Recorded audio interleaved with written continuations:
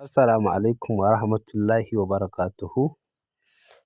Masu bibiyanmu da kallon mu a wannan shafi, da farko dai za mu fara da cewa barkanmu da warhaka, da fatan kuna cikin ƙoshin lafiya. A 'yan kwana biyun nan za ku ga mun rage kawo update abin da ya shafi ƙasar Nijar, duk da muna kawowa sai dai ba sosai ba. Mun ɗan fi karkata wato Najeriya. To, ba komai ya sa ba saboda Najeriyan ne gaba ɗaya ita ma ta kama da wuta. Update sun yi yawa masu zafi a can ɓangaren. Shi ya sa muka ɗan karkata muke ɗan kawo muku abubuwa domin ku san abin da yake faruwa. Saboda ita wannan shafi namu kamar yadda kuka sani, shafi ne wanda za mu riƙa kawo muku update akan Najeriya, Nijar da dai ƙasashen Sahel ɗin nan. Kuma ba wai nan kaɗai muka tsaya ba, worldwide duk abin da yake faruwa a duniya baki ɗaya mai muhimmanci to za mu yi ƙoƙari mu kawo muku shi. To ɗan tsakanin Najeriyan cakwakiya ta yi yawa, shi ya sa muka ɗan fi karkata a gurin. Amma duk bidiyon da za mu kawo komin ƙanƙantar shi, to akwai wani abu da ba ku gane ba shine ta ƙarshen bidiyon sai mun kawo update akan Nijar. Don haka masu ƙorafin cewa sukan ga a jiki an sa tutar Najeriya ko Nijar amma kuma ba sa ganin update akan Nijar ɗin, ba sa kallon bidiyon har ƙarshe ne. So da yawa wani labarin mukan sa shi a ƙarshe ne wanda ya shafi Nijar ɗin. Da haka duk bidiyon da muka kawo in dai kun ga tutar Najeriya da Nijar, to ta ƙarshen bidiyon akwai update akan Nijar. Galibi yanzu mun fi kawo na Najeriya a farko ne saboda halin da ake ciki yanzu Najeriya ne take kamawa da wuta. To amma wannan bidiyo ku biyo mu cikin shi domin ji da gani update ne wanda ya shafi Nijar, kuma abin da yake faruwa a halin yanzu za ku ga yadda asiri ya tonu, wato inda aka samu wani gida cike da makamai wato na 'yan ta'adda da aka samu an ba su mafaka, wanda suka yi amfani da shi wajen kawo hari a halin yanzu ɗan kwanakin nan da ake ciki. Sannan idan kuka biyo mu cikin wannan bidiyo akwai update masu zafi dai daban-daban aƙalla sun kai guda 3 na Nijar da kuma wasu ƙari wanda za mu samu a cikin jaridu duka da za mu kawo. Da haka ku yi mana sharing ɗin wannan bidiyo, ku yi mana like a kan shi domin saƙon ya je duk inda ake so ya zo. Muna muku fatan alkhairi, mu je zuwa. 21 yau muna 21 ga watan 6 na 2026 kenan ranar Dimanche ko in ce ranar Lahadi. Mun ga irin ƙoƙarin da jami'an tsaronmu na Nijar FDS suka yi, Génie Militaire, da 'yan ta'adda. Wani daga cikin 'yan ta'adda waɗanda aka kama a raye ya kwaɗi gidan da ake tar da 'yan ta'adda, ciki har da makamman da ake ɓoyewa da kuma taksi wanda ake ɗauka su ana sufurin su suna zuwa suna ta'addanci. A wannan ƙoƙari da jami'an tsaronmu suka yi shine aka roshe wannan gida, sannan kuma taksi aka sa aka roshe wannan taksi. Wannan yana da kyau. Duk lokacin da aka kama wani gida ana ta'addanci gare shi, to gidan na a roshe shi kawai shine ya zama alkhairi. Allah ya ja zamanin shugabannin ƙasarmu, Allah ya ba da sa'a, amin ya hayyu ya qayyum. Shi yasa muke cewa 'yan Nijar mu ci gaba da addu'a, mu ci gaba da yi ma ƙasarmu fata na alheri. Jami'an tsaron nan mu taya su da addu'a, mu taya su da addu'a. Suna ƙoƙari sosai domin kawo zaman lafiya a cikin ƙasarmu ta Nijar.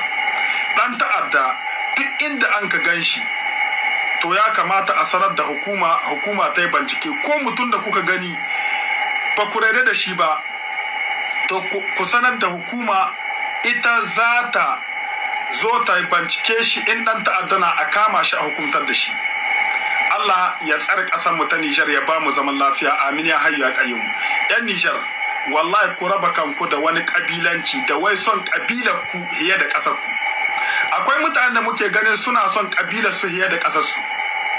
Dan uwanka, ko da dan uwanka ne, in dan ta'adda ne, to kada ka nuna mai cewa dan uwantaka. A dan ta'adda bai da zumu, dan ta'adda bai da dan uwa. Kena ku guji irin wannan. Nijeriya mu ba a san mu da wannan ba. Mutum in aka ce dan ta'adda ne, to kada ka danganta shi da cewa dan uwanka ne. ko da jini guda kuke da shi in dai aka ce dan ta'adda ne to kada ka jingina shi da cewa wani dan kabila ta ne, kada ka jingina shi da cewa wani dan uwana ne, a'a ka san da cewa kasar ka ta Nijar ta hiye maka wannan mutum shi da kake ganin dan kabilar ka ne. Kenan abin da ya kamata gare mu shine mu yi ma kasar mu fata na alheri. Allah ya ba mu zaman lafiya, Allah ya daga darajar Nijar da 'yan Nijar baki daya. Mu yi ma kasar mu fata na alheri da addu'a, domin kasar nan ta Nijar duk inda muke ba a tambayar ka a ce kai dan kabilar ne, a sai dai a ce maka Nigerian, a ce maka kai dan kasa ne. Ku guji kabilanci, ku guji cewa kare kabilar ku, ko da a ce kabilar ku daga ciki akwai dan ta'adda ciki, kada ka kare shi. Ko da wani iri ne daga cikin kabilu, kada ka kare shi ka ce a'a ni wanga dan uwana na abarce mai dan ta'adda, a'a dan ta iya kare dan ta'adda idan yayi ta'addanci. Kenan abin da ya kamata gare mu wallahi mu guji kabilanci, mu guji hada kabilanci, mu guji kare dan uwan mu ko da dan ta'adda na mu guji kare shi. A'a mu bari cewa mu kasar nan ta Nijar ita ce ta hiye muna kowa, ita ce ta hiye muna komi. Kenan mu bare da 'yan siyasa suna amfani da mu don su tarwatsa mu, su kawo muna kabilanci, su kawo muna rarrabon kanu, sai ku kasar ka ta Nijar shine hema kare dan kabilar ka. Wannan dan kabilar naka idan ma daga cikin ta yi ta'addanci to ka nisanta kanka da shi, kada ka da ka nuna shi da cewa dan uwanka ne. Wannan shine zai ba mu zaman lafiya a cikin kasar mu ta Nijar. Mu rike son zuciya, mu rike cewa kasar nan ta mu ta Nijar ita ce ta hiye muna duk wani mutum ko da dan kabilan mu ne idan bai da gaskiya. Kenan mu sa kasar mu a gaba, mu yi ma kasar mu fata na alheri. Assalamu alaikum wa rahmatullahi wa barakatuh. General de Division Tumba Bubakar tare da makaraban shi da suka isa kasar Benin. General Tumba ya ce akwai abubuwa waɗanda mun kazaka mu yi sinye bisa gare su, wanda zamana na ministan cikin gida, wanda zamana na ministan cikin gida mai kula da abin da shahi tsaro na ƙasa, na abin da shahi cikin gida da kuma 'yan ƙasar Nijar da ba da kulawa. Wannan zawa da muka yi mun zaka ne bisa akor waɗanda suka shahi ba da tsaro tsakanin ƙasashen biyu da kulawa da mutanen ƙasar biyu. Kada mu raida a yi amfani da wata ƙasa da a cuta ma wata ƙasa, duka sai a yi sinye bisa ga wannan. Ba wata ƙasar da za a iya utilize a ɗauke ta zaman a cuta ma wata ƙasa.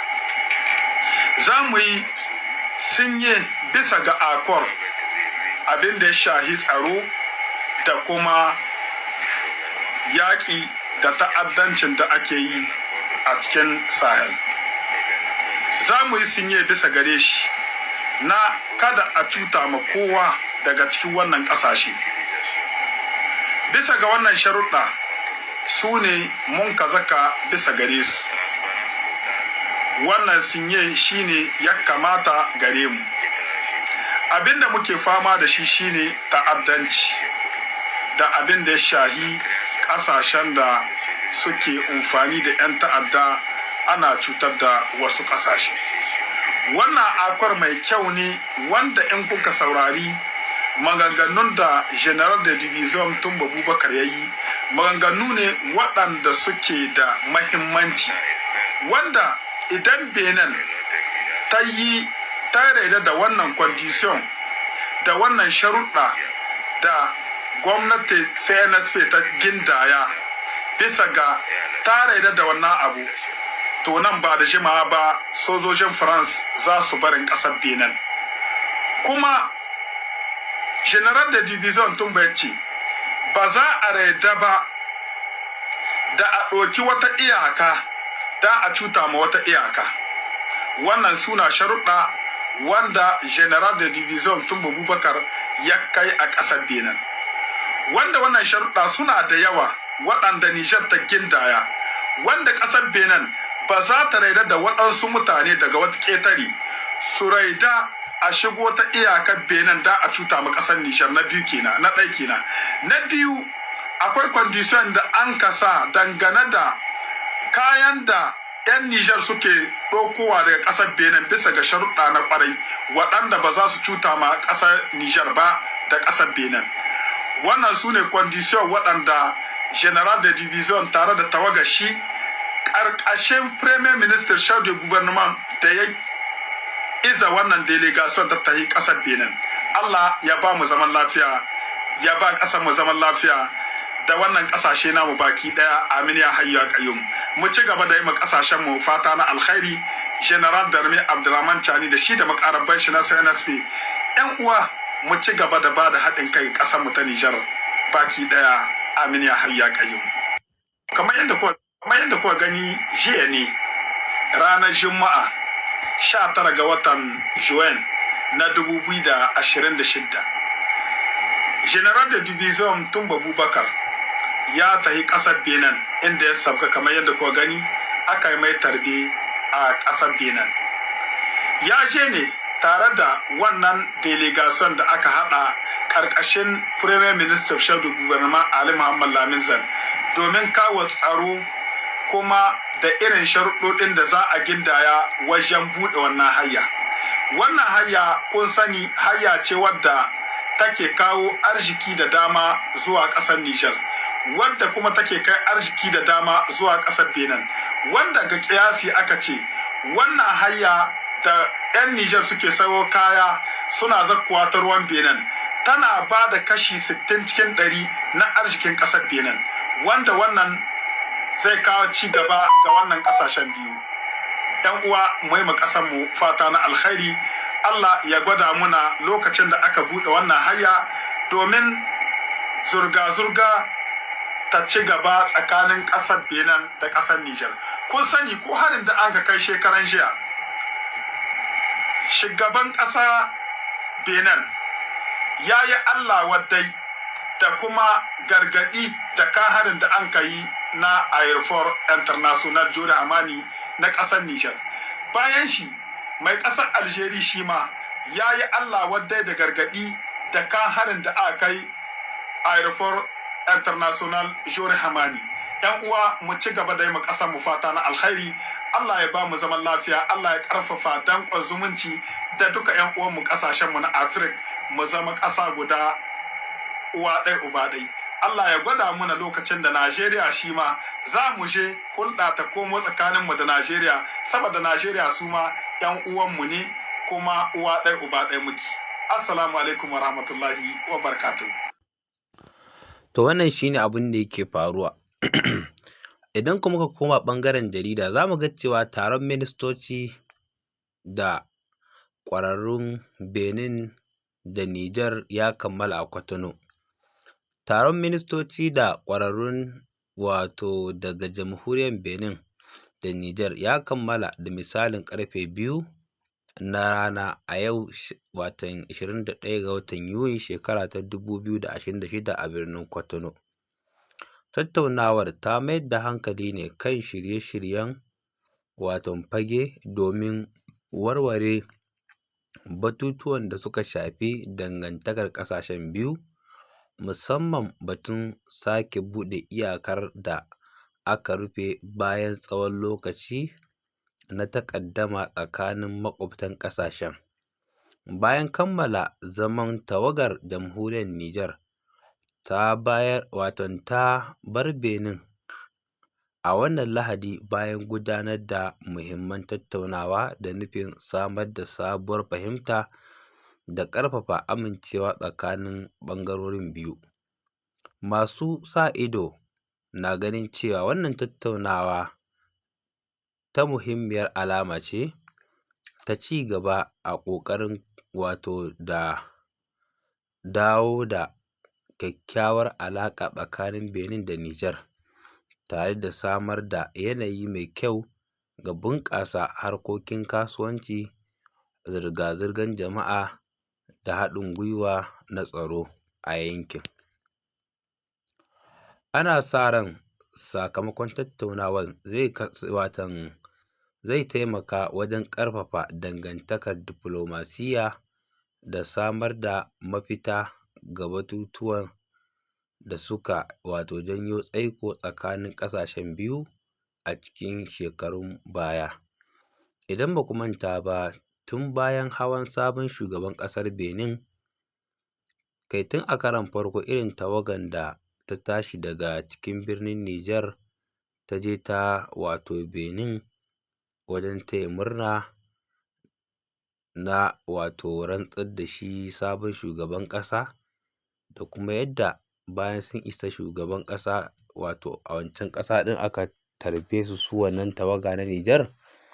To tun a nan ake sa ran cewa alaƙar da ta yanke tsakanin Benin da Nijar za ta dawo sabuwa kuma cikin nasara da yardan Ubangiji.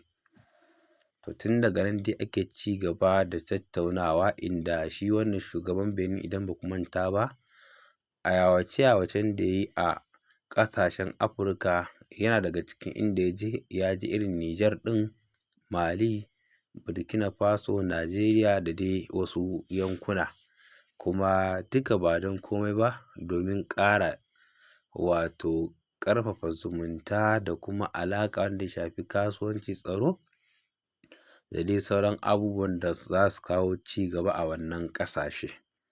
To har ila yau tsakanin Benin da Nijar ana dai ci gaba da tattaunawa wanda ake gani wato ana son a dawo da ƙarfin zumunci yadda yake a da ko ma fiye da da, domin dai wannan ci gaba da ake gani ya ci gaba da ɗorewa. Wannan dai shi ne kamar yadda muka kawo muku. To muna fatan Allah ya tabbatar da wannan ci gaba ya zama mai ɗorewa, kuma abin da ake fata na samu na alkhairi a samu ma fiye da yadda ake tunani. Alfarman Annabi Muhammadu Sallallahu Alaihi Wasallam. Kuma da sharing ɗin wannan bidiyo kuma da like, mun gode.